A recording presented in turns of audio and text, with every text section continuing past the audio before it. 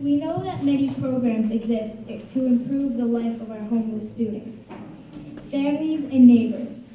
How will you improve the awareness of these programs so more people may benefit? Thank you. That's a great question. My name is Joshua Harris, and I believe that the single greatest issue in Baltimore City politics is distribution of capital, and it affects us so many ways. And economic justice isn't always the justice that is the sexy one that gets people wanting to protest and pay attention, but it impacts every single one of our lives. And so when it comes to that, we have lots of programs right now in the city that are ineffective in outreach and ineffective in execution, and that means that we are mismanaging funds. And it comes down to systems management, how we choose to hire people who are going to be effective leaders and put systems in place to effectively manage the money that's coming in to these programs, as well as get the word out to the community. Right now we have people who are in city agencies who get paid to do community outreach, but yet they may not even know who a neighborhood association president is. And that has to change. So we have to make sure that we are putting effective systems in place to manage the money and the capital that comes through the city's budget, so that we can do outreach with these programs. We also know that it's not just about the programs and being reactive to them, but we have to really begin to address the root cause of these issues, which of course is poverty. So how do we begin to address those issues so that we're creating living wage job opportunities for the families that exist here in Baltimore City, so that we don't have to worry about children who can't focus in the classroom because they changed 3 schools because they moved 3 different times in the last 4 months. We have to make sure that we're working to stabilize our family environment so that our students can be more productive in the classroom. Thank you. So my name is DeRay McKesson. I'm excited to be here tonight. And so much of my career has been focused on education. So I was a 6th grade math teacher. I opened up an after-school center out of Ashburn on the west side of Baltimore. I managed the way that we trained and supported a third of all the new teachers here in Baltimore City. And I was the number 2 in human capital here in Baltimore City Public Schools, and also in Minneapolis Public Schools. So I think about these issues often. When I think about homeless students, I'm mindful that in Baltimore, the 35% of the homeless population in the state is here in our city.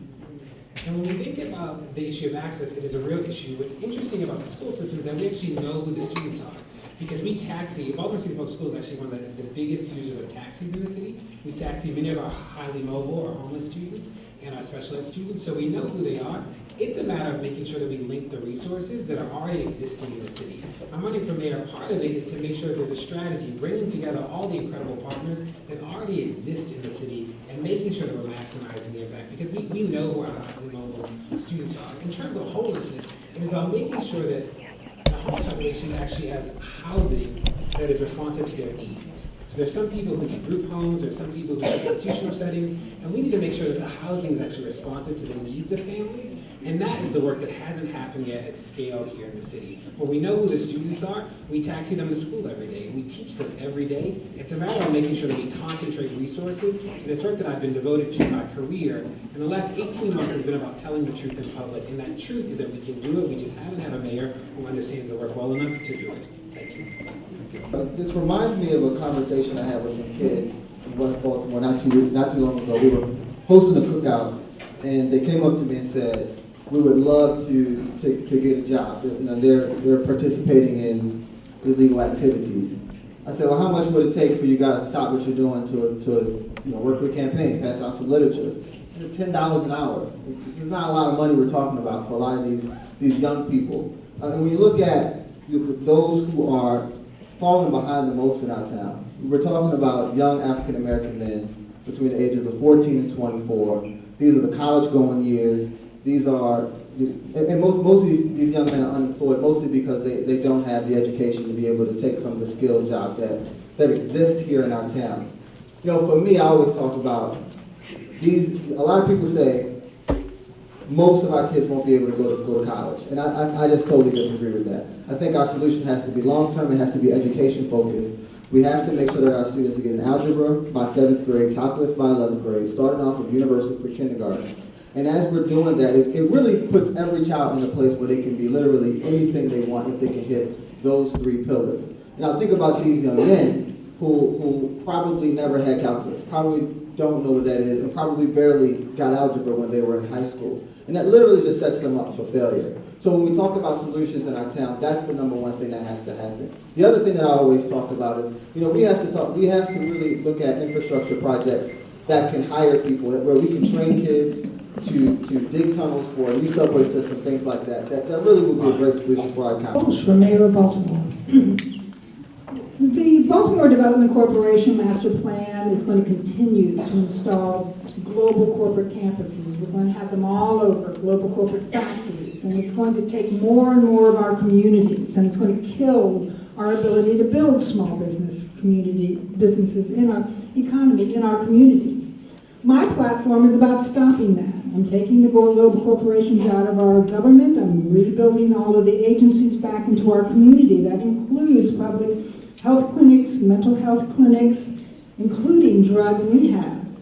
Now, when you're building small business economies in every community, you're starting to create a platform for the poorest to have housing security. You're going to build a small fresh food economy that's going to allow food security, and then you're going to have the jobs. We can create 100,000, 200,000 jobs by just creating small business economies in every community.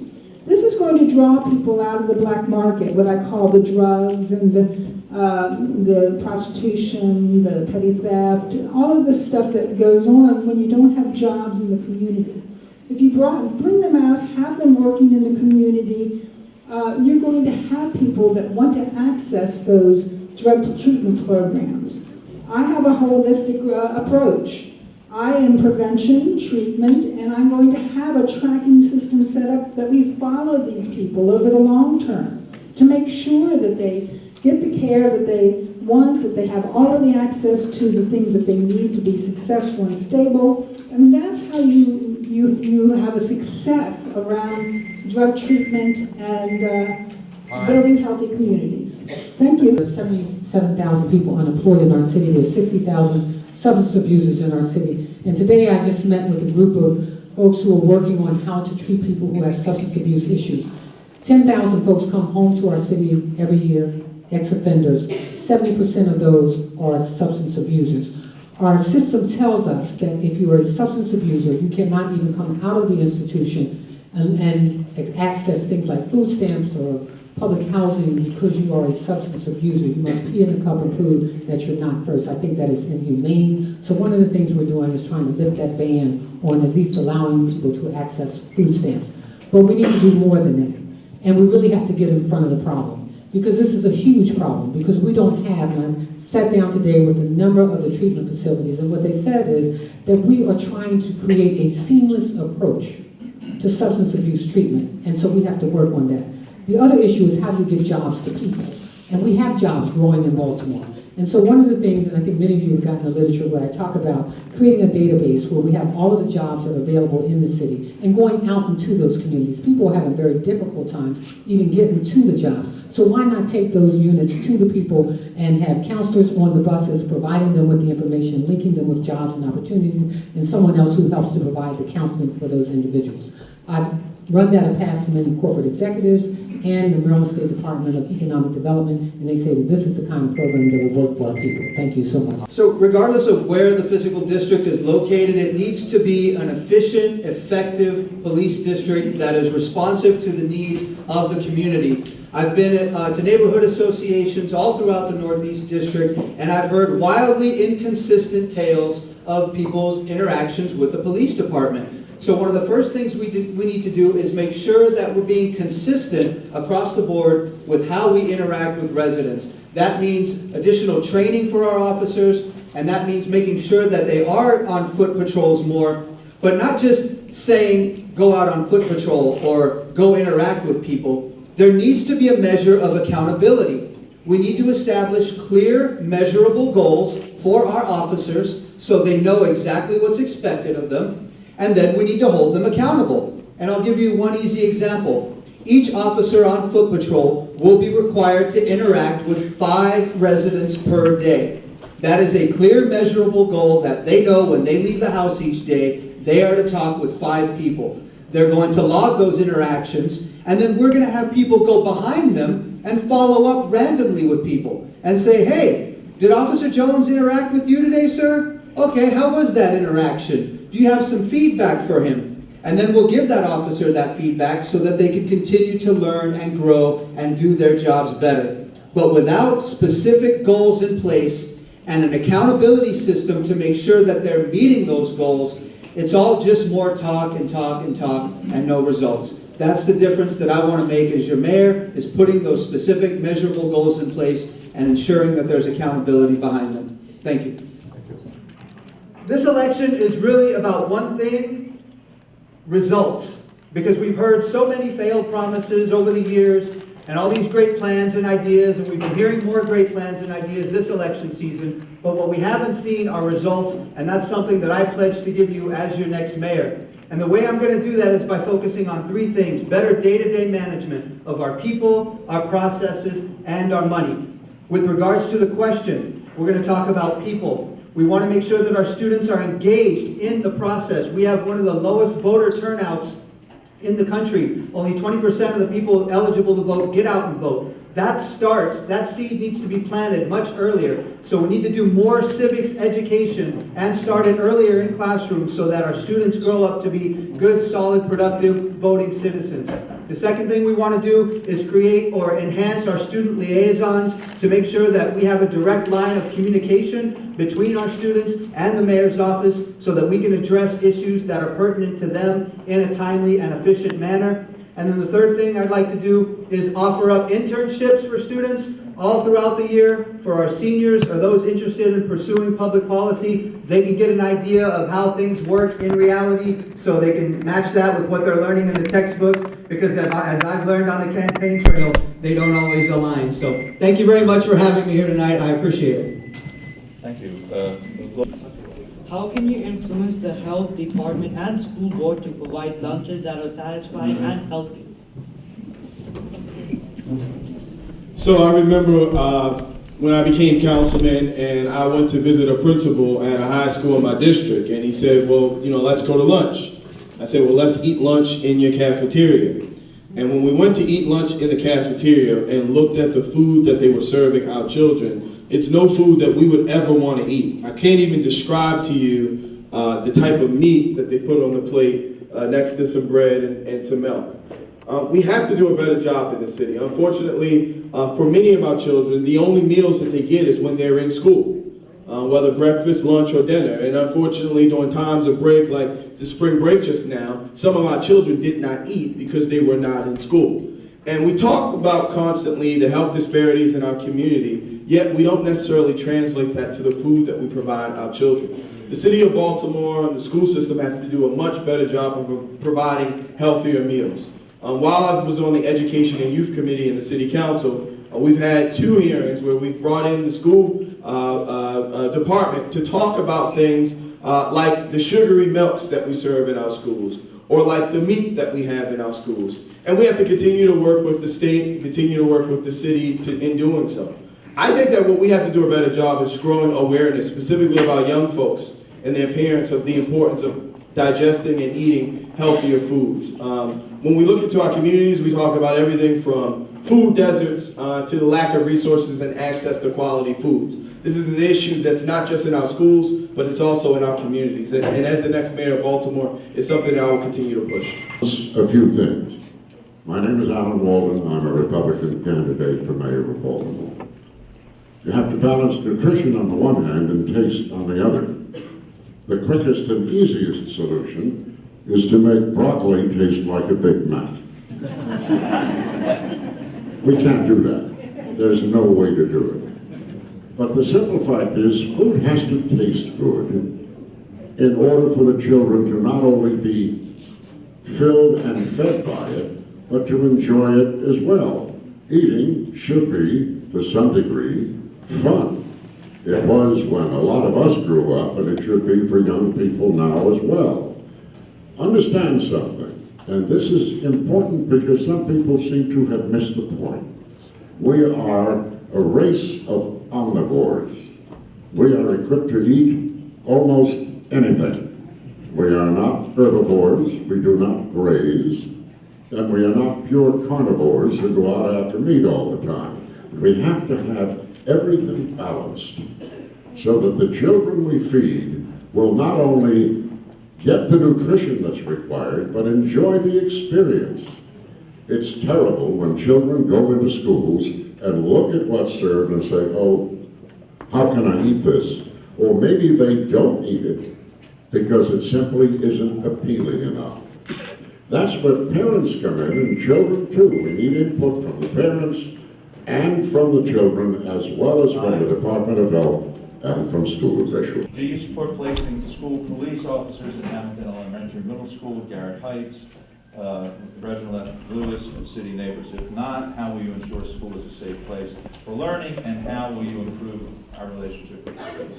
Thank you so much. And I just want to start by thanking everyone for having me here. My name is Elizabeth Embry, and thank you to Jody and thank you to Gavin for organizing a really terrific forum. So I've spent a lot of my career working on making the city safer and working on reforming our criminal justice system. And the intersection of safety and education is a really tricky one. And my sister is a public school teacher, and I have been, since the start of the campaign, convening groups of teachers, educators, principals, to understand their position and their feelings about a whole host of issues, including school safety. And the overwhelming consensus is that teachers and parents and educators do want a presence of school police, but they want that presence to be one that is a partner, that is a mentor, that is a role model. And so we really have to re-envision the school police model so that it's not an enforcement perspective, it's a supportive perspective. And it's someone who can be a coach and a mentor. Down in Digital Harbor, some of the school police run a mentoring program for girls in the school that's incredibly effective. And so we really have to be thinking about it as a resource to support the work of the school. Thank you very much. That the people in uniform in our city are doing an incredibly productive job. Now, there are people in every profession who do things we don't admire, and they need to be taken out, they need to be punished, and they need to be removed from their jobs. But I have seen school police officers do wonderful things at the school that I started, and I am very supportive of them. Thanks. Our neighborhood, a better place. And the reality is, when you talk about government, government is amenable to whoever is the person that you put in charge. And we've had people who have been in office before, who are running for mayor, and to put them back in charge would not change the way things like this happen. So that's why people like me are running for mayor, because we can change these types of things. And it really takes making city government a government that works for our community associations and for our community neighbors. For example, we have a lot of community liaisons that liaison to the different districts, right? And a lot of times they specifically just pass information down from City Hall to our community association presidents. It really should be the other way around. So when we've got these types of permits that are needed, these types of individuals can be the people who can help facilitate making sure that we're getting things through, facilitate moving the red tape away. And that's what is required to make our city a better place. Right now, I'll give you a great example. If it wasn't for Ryan Dorsey, who really championed, getting a bike lane on the construction of the new bridge for Hartford Road, we wouldn't have it. That shouldn't happen. We shouldn't have to have advocates push for those types of things, especially when they're already in the plan. So when you elect me, Calvin Young, as the next mayor, not only you get somebody who's born and bred here, but you get somebody who understands these challenges and understands how to make sure that we're doing the right things so that we're not making the challenges, but instead we're being successful and working for our people. The first thing you have to do when you're looking at urban renewal as a new mayor is recognize that we've never had a system in City Hall that actually follows the federal guidelines of all of our urban renewal. All of the enterprise zone policies, all of the Baltimore HUD building, all of the funds that come to fund our affordable housing, rebuild our communities, is all being directed to downtown and to all of that affluent development, all the corporate campuses. And so that's not how urban renewal is supposed to be done. If you are a candidate that's not going to do that, if you're going to rebuild all of the communities and you're going to look at all of these contracts, the TIFs, the enterprise zones, the corporate subsidy, and get that funding out to the communities. When you do that and you rebuild the oversight and accountability that finds all of the fraud, misappropriation, corruption, you're going to be looking at all of this permitting process. You're going to be making sure that all of the agencies that are tasked with oversight and accountability are looking at all those details and making sure that it actually works right. That is what my entire platform is about.